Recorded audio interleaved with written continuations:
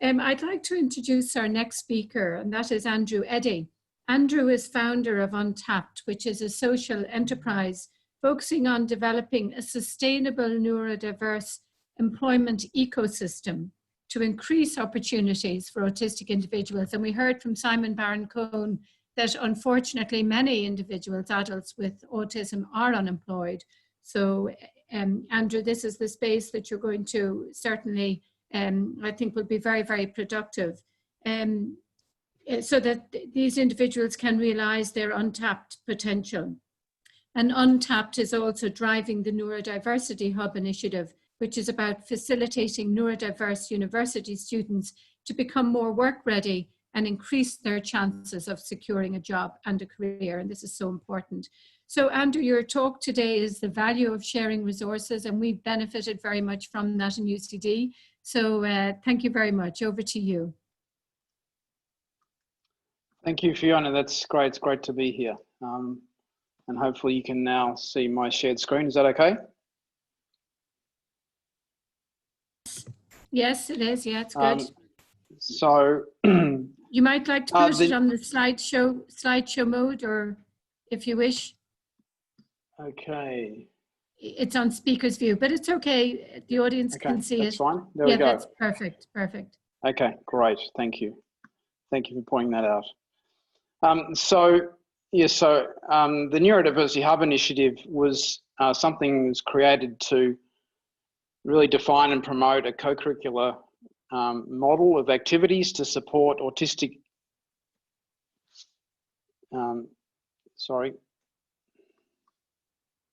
autistic young adults experience a college or a university education, achieve academic success with their studies, and have work experience opportunities to increase their chances of getting a job and commencing a career.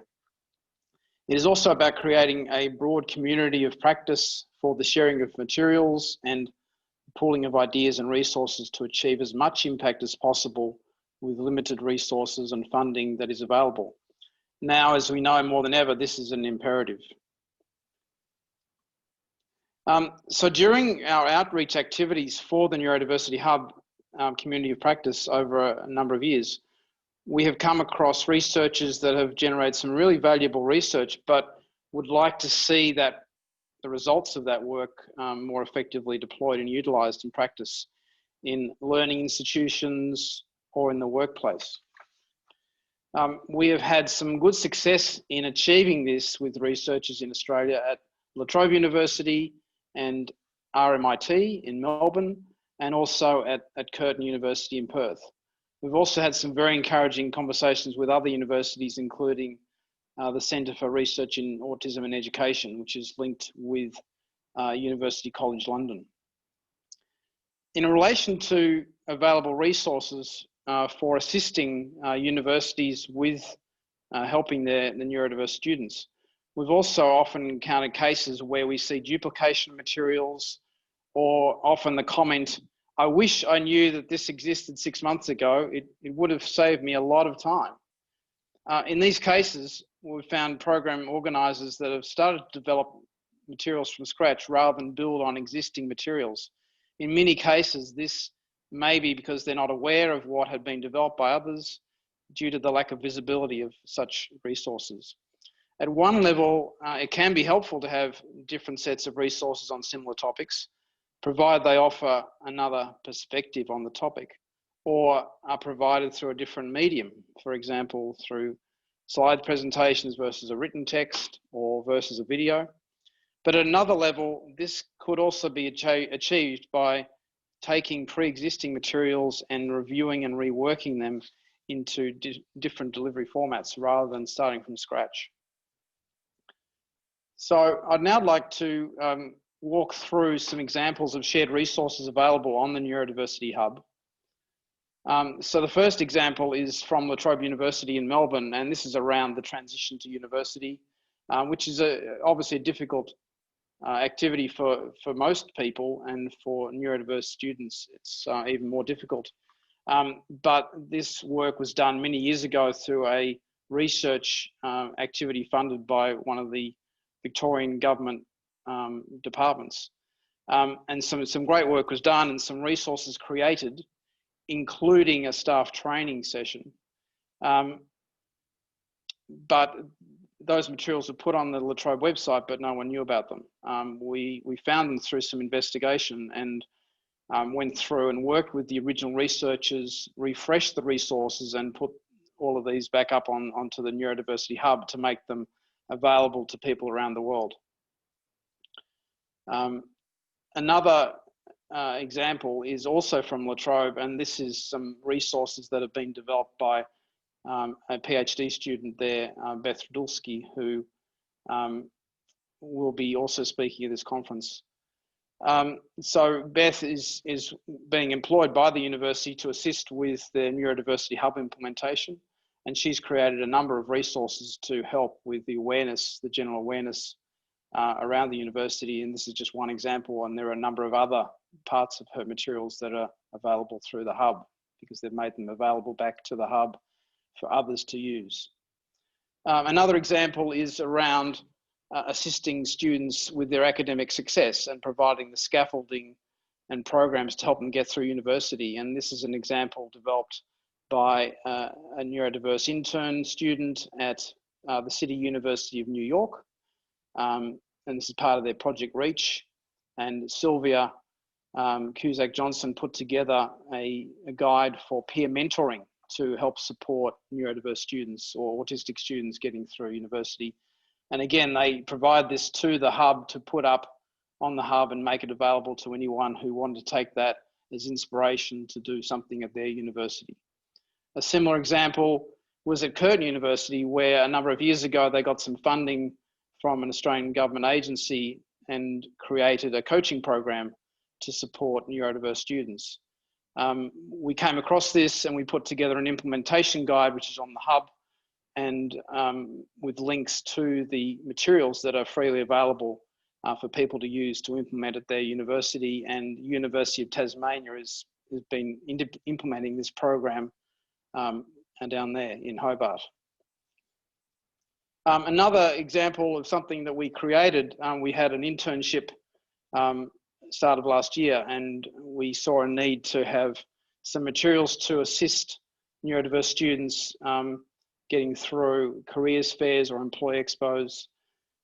So we put together this 35-page step-by-step guide on how to prepare for a careers fair, how to develop the questions and responses, tools to help you get through the actual day, and then materials to help you take the next step and follow up with the companies that were represented. We went through something like 25 to 30 versions of this in the development, and we got input from people from all over Australia and the USA at different universities, calling on neurodiverse students and program directors to assist in refining this. And this has now been used in a number of cases in universities to assist students in coping with these events.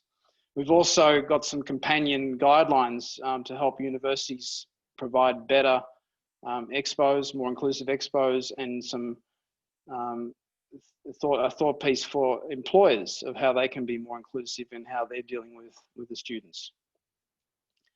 Another example of resources for students to help them with their studies is this Diversity and Ability Group, which is a UK organisation, mainly staffed by neurodiverse individuals.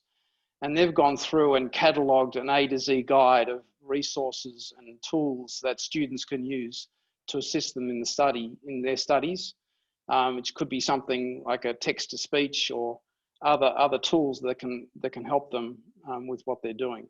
It's a very comprehensive set of resources, and this is just a screen capture of the first page, but it's a very long list. And this is something that we've curated on the hub to highlight that to people and make it available. Another one, which is only less than 24 hours old, is this survey that was conducted by the Alliance, which is a group of universities on the east coast of the USA. Many of them are in the hub, and they include the University of Delaware, Rochester Institute, Drexel, and Westchester University. And they went out with a survey amongst all their students to try and understand what the impact of the pandemic had been on the students. And out of that came up with a number of tips and suggestions on how the students could be assisted. So this is an infographic which is 4 pages long. I've just got the front page on here. But this is something that's just been made available in the last 24 hours, and we've posted that on the hub for others to use. Another thing that we developed as a support for students was around financial literacy. And this was based on a program developed by a bank in Australia to assist students. The program that this bank developed, which is the ANZ Bank, was called Money Minded. At the time, RMIT did some research into that program to identify how it could be improved for autistic individuals. And we took that program with one of our interns together with that research and curated a set of additional resources to pull together a 9-week program based on the bank resources and these other curated resources to provide a more comprehensive program for students.